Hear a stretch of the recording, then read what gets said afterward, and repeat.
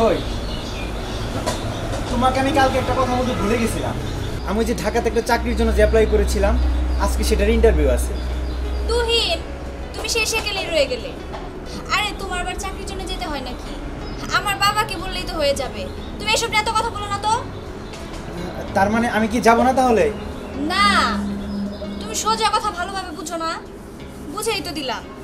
আমি বাবাকে বলে সব ম্যানেজ করে দিব, ঠিক আছে? আচ্ছা ঠিক আছে, তাহলে তো ভালোই হলো, আমাকে আর কষ্ট করে ঢাকায় যেতে হলো না। কষ্ট করে ঢাকায় যেতে হবে না, আমি বাবাকে বলে দিচ্ছি। যাও, এবার ঘরে যাও। না, আমি আর ঘরে যাব না, আমি তাহলে বাড়িতে একটু ঘোরাঘুরি করে আসি। ঠিক আছে, যাও। আচ্ছা ঠিক আছে।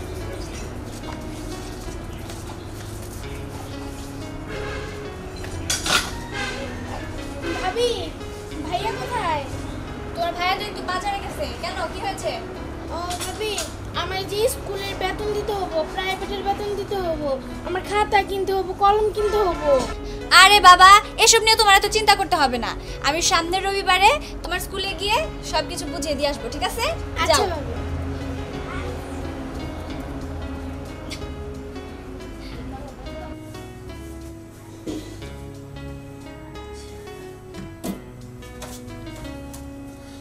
মা, ওই বিষয়টা নিয়ে তুমি কি করলা?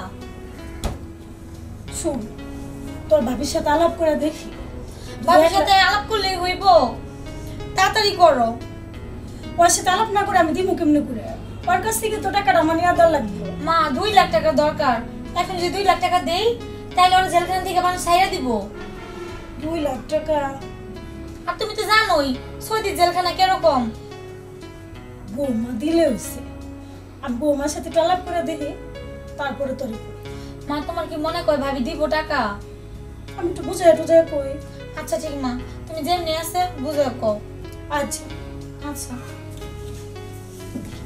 আরে জোসনা বা, তুমি কোনো টেনশন নিও না, আমি আছি তো। হ্যাঁ হ্যাঁ, আমি হেডমাস্টারের সাথে গিয়ে কথা বলবো, এত টেনশন নিও না। আমার বাবাকে তো চেনো, আমার বাবা একজন বিশিষ্ট রাজনীতিবিদ রনি বিল্লা। আমার বাবাকে সবাই চেনে, বুঝতে পেরেছো? হ্যাঁ হ্যাঁ, তুমি এসব নিয়ে ভেবো না তো, আমি আছি। আচ্ছা ঠিক আছে, ওকে ওকে, পরে কথা হবে, ঠিক আছে। বৌমা, সিমিয়ানের বিষয়টা একটু চিন্তা করে দেখছিল? কি বিষয়? ওর হলো হাজব্যান্ড সৌদি যে, জানোই তো জেলখানায় রয়েছে, অনেক টাকার ব্যাপার। ও, কত টাকা যেন লাগবে আম্মা? 2 লাখ টাকা। আরে ওইটা কোনো ব্যাপারই না, আমি বাবাকে ফোন করে বলতেছি, বাবা সব ম্যানেজ করে দিবে, এসব নিয়ে আপনি টেনশন করবেন না। বৌমা, আবার কি? আমার হাতের ব্যথাটা না আবার বাড়ছে। ও, এইটা নিয়ে আপনি ভাবতেছেন? একদমই ভাববেন না আম্মা, ঢাকা নিয়ে যাব, ঢাকা নিয়ে ভালো ডাক্তার দেখাবো, বুঝতে পারছেন? কবে নিবা বৌমা? আরে নিব 2-1 দিনের মধ্যে নিয়ে যাব। তুমি না অনেক দিন ধরে কইতাছো। বলতেছি তো, এবার একদম ফাইনাল নিয়ে যাব, ভালো ডাক্তার দেখাবো, আমার শাশুড়িকে ভালো ডাক্তার দেখাবো, ট্রিটমেন্ট করব, ঠিক আছে? আচ্ছা, হ্যাঁ, এবার এখন আপনি যান। তুমি সিমিয়ানের বিষয়টা একটু ভাইবো। হ্যাঁ হ্যাঁ, আমি বাবার সাথে এক্ষুনি কথা বলতেছি। আচ্ছা ঠিক আছে, যান আপনি। হ্যালো, হ্যাঁ বাবা, বলতেছিলাম কি, ওই যে আমার ননদের হাজব্যান্ডের ব্যাপারটা, টাকা লাগবে কিছু, তুমি একটু ম্যানেজ করতে পারবে? হ্যাঁ হ্যাঁ হ্যাঁ, ঠিক আছে বাবা, ঠিক আছে। হ্যাঁ, 2 লাখ টাকা লাগবে।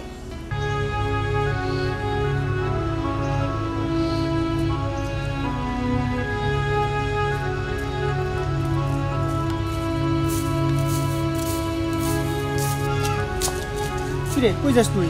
ভাইয়া, মিনা গোবারে যাবো। তুমি কই গেছিলা ভাইয়া? আমি একটু বাজারের দিকে গেছিলাম। ও, এই করিস, তাড়াতাড়ি আয় পুলিশ বাড়িতে। হ্যাঁ ভাইয়া, আমও তো কিন্তু একটা কথা ছিল। কি আবার? ভাইয়া, ওই যে ওই বিষয়টা নিয়ে তোমাকে জামাই সৌদি জেলখানাতে, ওখান থেকে ফোন আইছিল, ইমার্জেন্সি টাকাটা লাগবো। এখন কও তো আমি কি করি? মারও বললাম, মা নাকি ভাবির সাথে কথা বলছে। আচ্ছা ভাবি কি টাকা টুকা দিব? সিমরান, তোর ভাবি তো কইছে।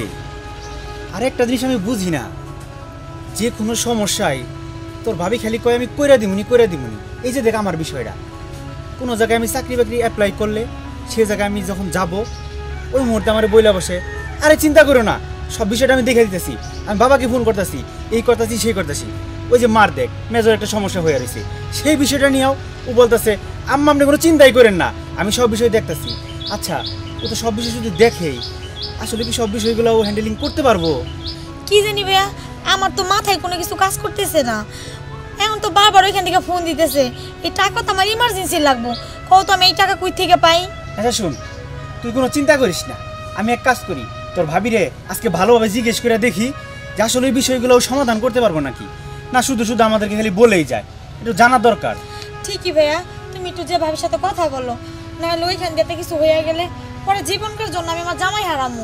না রে বোন, তুই চিন্তা করিস না, যা তুই একবার থেকে ঘুরাই। আচ্ছা বললে কিন্তু ভাইয়া। আর এটা বলার লাগে আবার, আমি এখনই যা বলতাছি। আচ্ছা যাই ভাইয়া। আচ্ছা আমি একটা জিনিস বুঝি না, আমার ফ্যামিলির যত সমস্যাই ও শুধু বলে দেখতাছি, মেজর সমস্যার ওর সমস্যা মনে হয় না। এটা কি আসলেই কয় না কি এমনি এমনি কয়? বিষয়টা একটু ভালো করে জিজ্ঞেস করে দেখতে হয়। মা অথই, অথই। বাবা, বাবা আসছো? হ্যাঁ, কেমন আছিস রে মা? এই তো বাবা ভালো, এদিকে আসো। তুমি কেমন আছো? এই তো মা, ভালো আছি। তারপর কি খবর তো বল? ভালো, কিন্তু বাবা হ্যাঁ? তুমি খালি হাতে আসছো? ও, এই কথা বলছিস? শোন, এই রাজনীতিতে একটা কথা আছে, এখন না পরে, পরে কিছু নিয়ে আসবো। পরে ঠিক আছে, কিন্তু তারপরেও মেয়ের শ্বশুর বাড়ি আসছো, খালি হাতে আসছো, এটা কেমন দেখা যায় না? আচ্ছা ঠিক আছে, বিকেলবেলা তোকে 1000 টাকা দিব। বাবা বিকেলে কেন, এখন দাও। আরে এখন না, রাজনীতিতে একটা কথা আছে না, এখন না পরে, প্রতিশ্রুতি দেব, তবে এখন না পরে, ঠিক আছে? বাবা তুমিও না। আসসালামু আলাইকুম। ওয়ালাইকুম আসসালাম। আব্বা ভালো আছেন? এই তো বাবা, তুমি ভালো আছো? জি আলহামদুলিল্লাহ। আব্বা আপনার আসতে কোনো অসুবিধা হয় নাই তো? না না বাবা, আসতে কোনো সমস্যা হয়নি।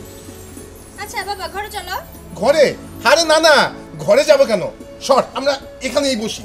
আমরা হলে রাজনীতি করি, রাজনীতিবিদ, আমাদের কি ঘরে বসে থাকলে চলবে? এখানেই বসি। তারপর বাড়ির আর লোকজনদের দেখতে পাচ্ছি না।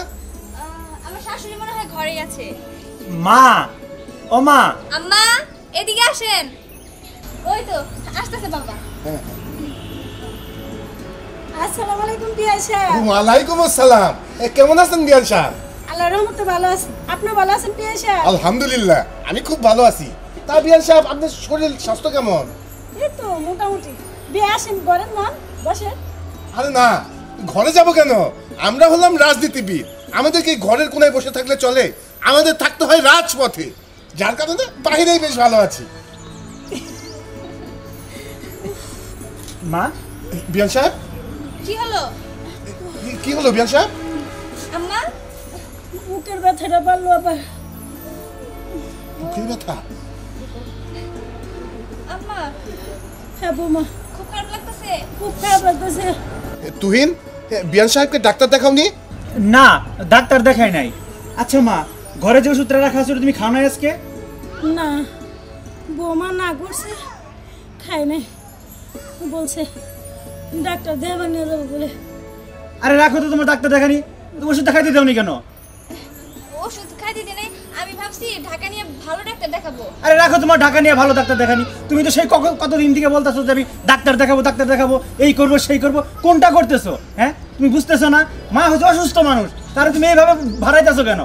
আরে ঢাকা নিব তো। সেটা তুমি কবে নিবে? হ্যাঁ, নেবে তো। আরে রাখেন তো, আপনার মেয়ে আছে প্রতিশ্রুতি দেওয়ার তালে সারা জীবন ধরে খালি প্রতিশ্রুতি দিতেছে, কোনটা পালন করছে? আপনি দেখাইতে পারবেন না। আমার বোনের একটা সমস্যা হয়েছে, 2 লাখ টাকা লাগবে, বলার আগে আগে 2 লাখ টাকা এমন ভাবে বলে মনে দিয়ে দিল, কই না তো। আমার মা হার্টের সমস্যা, সে মরতে বসেছে, তাকে ডাক্তার দেখাবে, মস্ত বড় ডাক্তার দেখাবে ঢাকা নিয়ে, সেটা কোন দিনে? আমার মা মরার পরে? না, সেদিন দিলে হবে না। আর আমার কথা বাদই দিলাম, আমাকে তো চাকরি সে প্রতিদিন দিতেছে, সে 5 বছর যাবত এইভাবে বলতেছে, আমাকে নিজের কিছু করতে দেয় না, আমি নিজে যে একটা কিছু করবো সেটাও আমি পারতেছি না। কেন? শোনো বাবা, আমি হলাম রাজনীতিবিদ, আর আমার মেয়েটা হয়েছে ঠিক আমার মতো ওই রাজনীতি। আল্লাহর রাস্তে আপনি মাফ করেন। শুনেন আব্বা, আপনার ওই রাজনীতি মেয়ে আমার দরকার নাই, আর আমার ওই রাজনীতি বউয়ের দরকার নাই। বহুত রাজনীতি দেখাইছে আর বহুত প্রতিশ্রুতি দিছে, এইসব প্রতিশ্রুতিতে আমি কি করবো? হ্যাঁ বলেন আপনি। ঠিক আছে, আপনাদের আর রাজনীতির ফাঁদে আমি আর পড়তে চাই না। আমি এখন থেকে যেটা বলবো সেটা আপনাদের শুনতে হবে। আমি এখন কাজ করব, আমার মাকে আমি হসপিটালে নিয়ে যাব, ভর্তি করে রেখে আসবো। আমার ঘরে ধান আছে, আমার ফসল আছে, আমি বিক্রি করে চিকিৎসা করাবো। এতদিন করতে পারি নাই ওর জন্য, ও শুধু বিভিন্ন প্রতিশ্রুতি দিয়া আমার সব কাজ আটকে দিছে। চলো মা, চলো। আসো না, তোমাকে আমি একটা কথা বলি, আমার বাড়িতে থাকতে হইলে কোনো প্রতিশ্রুতি দিয়ে আর রাজনীতি করে থাকা যাবে না। আমার কোনো রাজনীতি বইয়ের দরকার নাই। আমার বাড়িতে থাকতে হইলে সোজা সাপটা বাঙালি বউ হয়ে থাকতে হবে। মা চলো। দাঁড়াও, শোনো, আমি বাঙালি বউ হয়ে থাকতে চাই, আমি আর রাজনীতি বউ হয়ে থাকতে চাই না। বাবা বুঝতে পারছো, আমার বাঙালি বউ হয় ভালো, রাজনীতি বউ আমি হতে চাই না। ঠিক বলেছিস মা, আসলে আমরা রাজনীতি করতে করতে মানুষকে প্রতিশ্রুতি দিই, আসলে পরিবারের মধ্যে রাজনীতি চলে না।